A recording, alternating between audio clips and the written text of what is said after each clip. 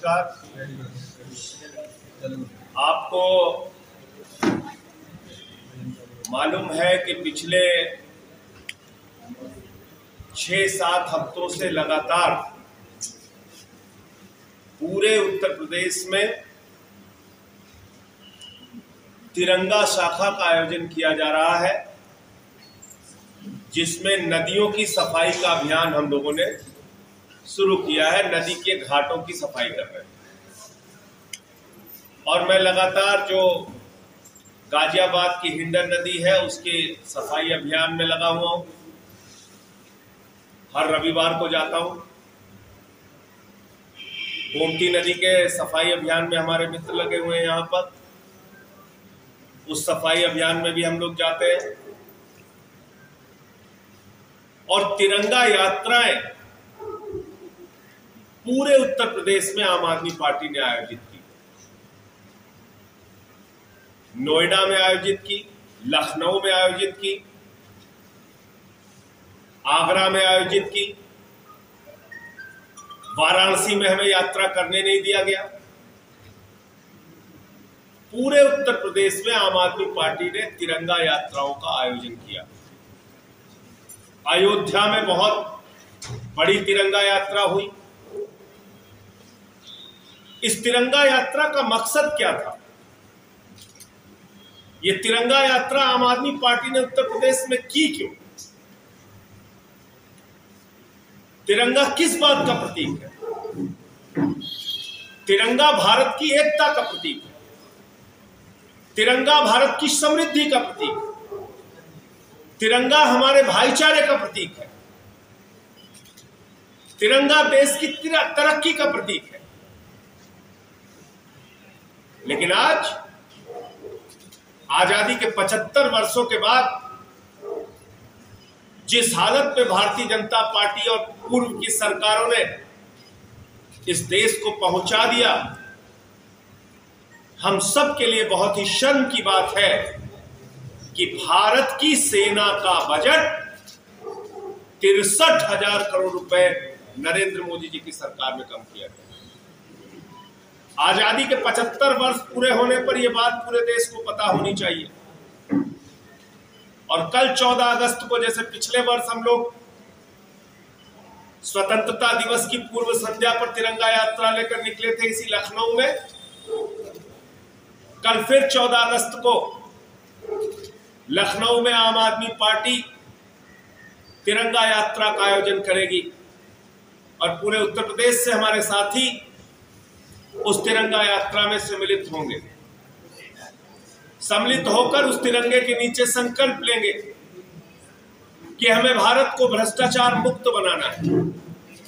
उस तिरंगे के नीचे संकल्प लेंगे कि हमारे नौजवानों के हाथों को रोजगार मिले, इसके लिए संघर्ष करना है। उस तिरंगे के नीचे संकल्प लेंगे कि जिस प्रकार से लाखों करोड़ रुपए चंद पूंजीपतियों को बांट दिया गया, नरेंद्र मोदी जी के मित्रों को बांट दिया गया और देश की जनता के ऊपर टैक्स का बोझ लादा जा रहा है, इन सवालों को लेकर लड़ाई लड़ेंगे। उस तरह तिरंगे के नीचे संकल्प लेंगे कि हमारे किसान भाइयों का जो फसल का दाम आज तक दोगुना नहीं किया गया, उनकी आमदनी आज तक दोगुना नहीं हो पाई, वो 2 वक्त की रोटी के लिए संघर्ष कर रहे हैं, आत्महत्या करने के लिए मजबूर है, कर्ज के बोझ के तले दबे हुए हैं। हम उनके लिए लड़ाई लड़ेंगे, उनके लिए संघर्ष करेंगे। ये हम तिरंगे के नीचे संकल्प लेंगे। हम संकल्प लेंगे तिरंगे के नीचे हमारी माताओं बहनों की सुरक्षा के लिए लड़ाई लड़ेंगे। हम संकल्प लेंगे उस भारत के तिरंगे के नीचे कि महंगाई की मार जो हमारी माताएं बहनें झेल रही हैं, जिस प्रकार से उनके घर के चूल्हे पर प्रभाव पड़ा है, आप बताइए। आजादी के 75 साल के बाद आटे पर टैक्स लगा रहे, दाल चावल पर टैक्स लगा रहे, दूध दही छाछ पर टैक्स लगा रहे, गैस का सिलेंडर 1100 हो गया, डीजल पेट्रोल के ऊपर टैक्स लगा के 27 लाख करोड़ रुपए इकट्ठा किया।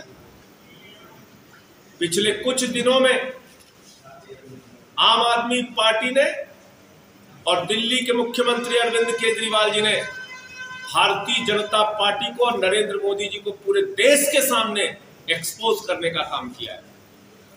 और कैसे एक्सपोज किया है मैं बता रहा हूं आपसे। केजरीवाल जी ने सवाल पूछा मोदी जी की सरकार से कि आपने अपने दोस्तों का, अपने मित्रों का 10 लाख करोड़ रुपए क्यों माफ किया?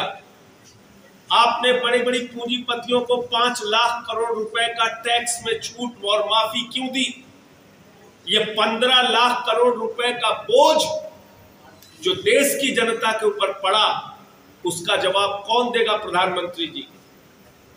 ये सवाल पूछा है आम आदमी पार्टी ने कि अपने दोस्तवाद के चक्कर में आपने पूंजीपतियों का कर्जा भी माफ कर दिया, टैक्स भी माफ कर दिया, लेकिन आटे पर टैक्स लगाते हो, बच्चों के दूध पर टैक्स लगाते हो, चावल पर टैक्स लगाते हो, दाल पर टैक्स लगाते हो, गुड़ पर टैक्स लगाते हो, अस्पताल के कमरे पर टैक्स लगाते हो, 800 दवाओं पर, जीवन रक्षक दवाओं पर, कैंसर की, किडनी की, टीबी की, हार्ट की दवाओं पर टैक्स लगाते हो।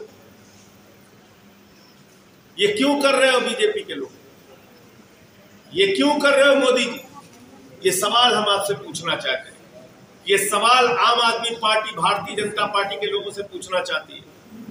अपने सारे लोगों को लगाकर बीजेपी वाले रोज प्रेस कॉन्फ्रेंस करा रहे हैं, रोज तू मैं कर रहे हैं। अरे हमारा तो एक लाइन का जवाब दो ना।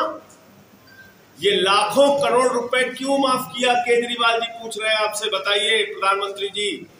बीजेपी के लोगों बात करो, तू इधर उधर की ना बात कर। ये बता कि कारवा क्यों लुटा? मुझे रहजनों से गिला नहीं, तेरी रहबरी पर सवाल है। जवाब दीजिए प्रधानमंत्री जी। ये 15 लाख करोड़ रुपए का बोझ इस देश की जनता कैसे उठाएगी जो आपने अपने पूंजीपति मित्रों का माफ किया है?